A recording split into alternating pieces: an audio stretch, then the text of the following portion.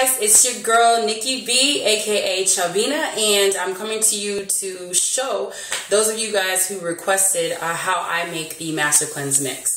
So first of all, I wanted to stress the importance of actually doing your research prior to starting the Master Cleanse, because most people who fail are those people who just saw somebody else do it and, oh my gosh, she lost like 80 million pounds. I need to lose 3,000 and I'm going to do this like yesterday.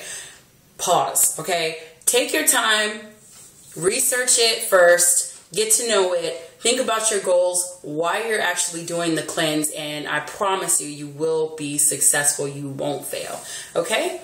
So with that said, first ingredient is the grade B maple syrup. I get this from Whole Foods. I like Whole Foods because they actually have this big jug.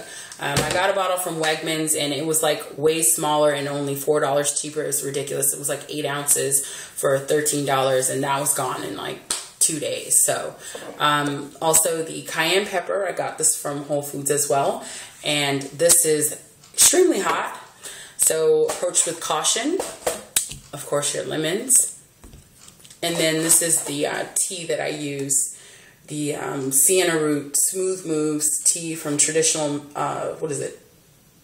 medicinals. Okay, can't read backwards. Anyway, and this is the jug that I use for them.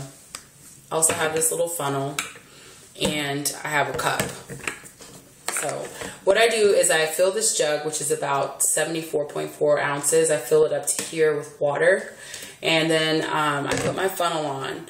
And then in a separate cup, I mix the syrup. So if this is 70 ounces and you use 2 tablespoons for every 10 ounces, of course you're going to need 7 of each. So I measure out like 7. Honestly, I don't quite go to 7. I may use like 6 of these, and the top of this is 2 tablespoons. So I measure out, of the syrup. And then the lemon juice, I squeeze it all. Like, seriously, I squeeze a ton of lemons, and I just have it in a container so I can just pour it in the morning and be done with it. I don't think really you're supposed to do that, but you know what? It gets the job done, and I do what's convenient. I'm a working woman, y'all. I don't have time to be squeezing lemons every morning, okay? So,